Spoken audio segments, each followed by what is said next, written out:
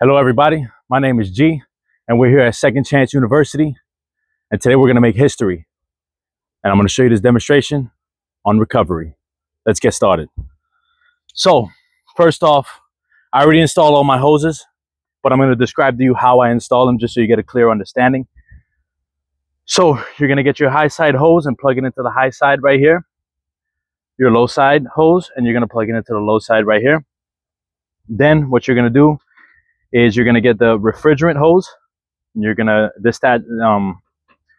take it out from your manifold gauge set and you're going to plug it into the inlet of the recovery machine. Then you're going to have an extra hose that doesn't come with your manifold gauge set. You're going to have it on the out of the recovery machine and into your recovery cylinder.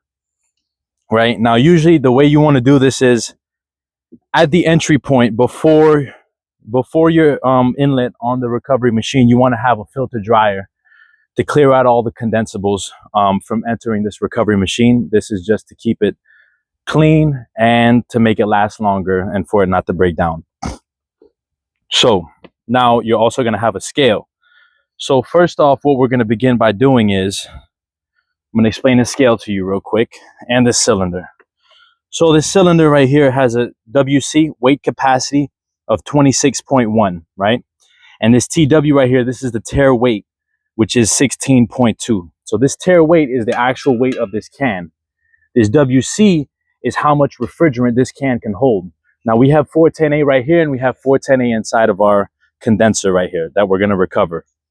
So what I'm going to begin by doing is I'm going to turn on my scale.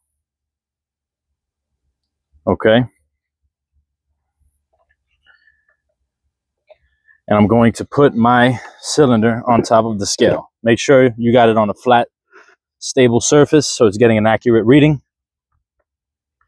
So as you can see here, the tare weight says 16.7, which is the weight of the cylinder.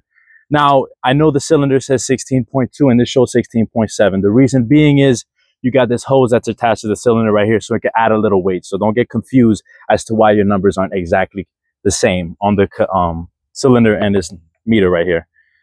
So you're going to tear this out, right? And you want to be mindful, you cannot exceed 26.1 pounds inside this cylinder right here. So first off, we're going to begin by turning on our manifold gauge set.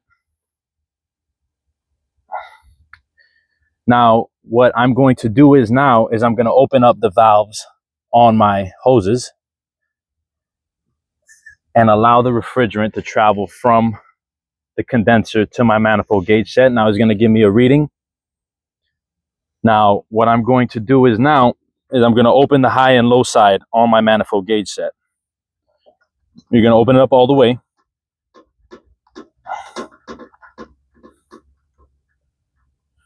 And you're going to shut it back down just a little bit once it reaches that point where you can't unscrew it no more. You're going to close it just a little bit because you want to make sure that if there is any leaks or any problems with your manifold gauge set, that no refrigerant is leaking out of it. So you want to make sure you just tighten it up just a little bit. Then after you've done that, you're going to do the refrigerant right here. You're going to unscrew the refrigerant line. So now the refrigerant is traveling from my manifold gauge set to the entry point of this recovery machine. You're going to do the same thing right here. You're going to unscrew it all the way and screw it back in just a little bit. Right now I have closed off this hose right here, right? So now what I'm going to do is you got to purge the hose because there's air in these hoses right here, right? You want to make sure first off that your recovery machine is in the closed position so nothing can come in and nothing can come out. So now what I'm going to do is I'm going to open the hose up right here, right? And I'm going to purge the air out because now the refrigerant is inside this hose and at the entry point right here. So there's air mixed in with this refrigerant here and you want to take that out. So you're going to purge it, right?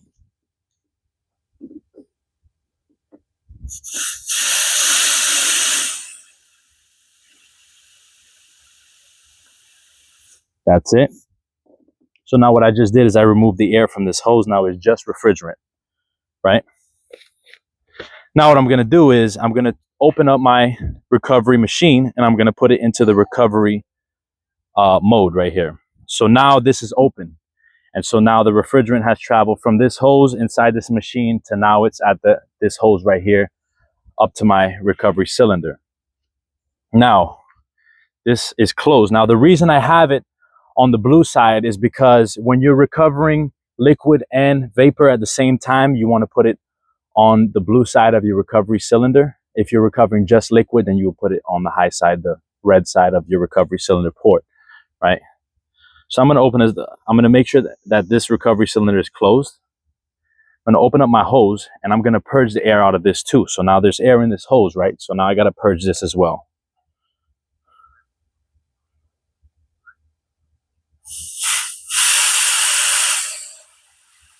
Right? So you're usually going to hear the difference in sound from the air and the refrigerant. And you're also going to be able to see with your eyes because air is nothing. But when the refrigerant comes out, it's going to be like a white smoky color. So when you start seeing that, that's when you can stop purging and you're sure that there's no more air in your hoses. So now what I'm going to begin doing is I'm going to open up my cylinder all the way. Now what's happening right now is that the pressure from this condenser is pushing the refrigerant through into the cylinder right here without this recovery machine being on. This is normal, right?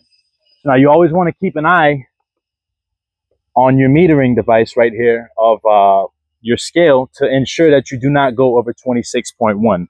So now what I'm going to begin doing is I'm going to open up and turn on this recovery cylinder. This recovery machine. All right. So now what's happening is the weight on here is increasing because refrigerant is going inside of the cylinder. And two, you're going to start to see the pressure on your high and low side of your manifold gauge set drop. This is telling you that refrigerant is coming down.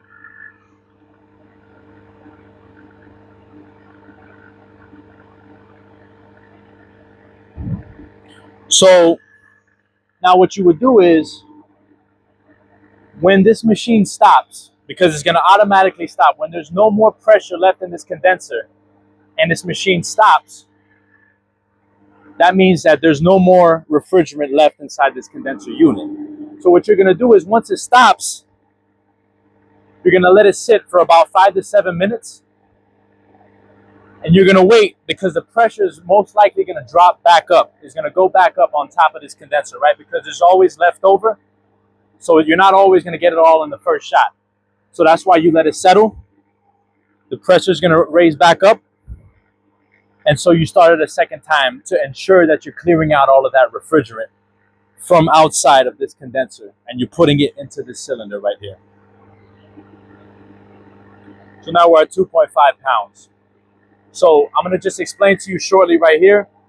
Usually to speed up this process, you would have a Schrader core removal tool. And this is going to help you remove the Schrader cores from your high and low side access ports right here. Because the Schrader cores allows the flow of refrigerant, but it also closes it. So if you don't have nothing, if my hoses aren't hooked up, there's nothing that's going to come out. If I have my hoses hooked in, then the refrigerant is going to push that Schrader core in, and it's going to allow the flow of refrigerant to come through. When you remove the Schrader cores, it's all the way open. So it allows quicker flow of refrigerant coming out of the condenser and into your hoses. So that kind of speeds up the process a little bit.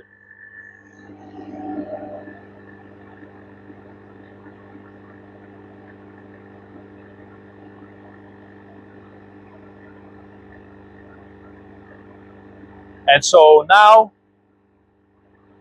this process is going to take a little minute. So I hope you enjoyed this instructional video. I am Instructor G, and today we just made history at Second Chance University. Y'all have a blessed day.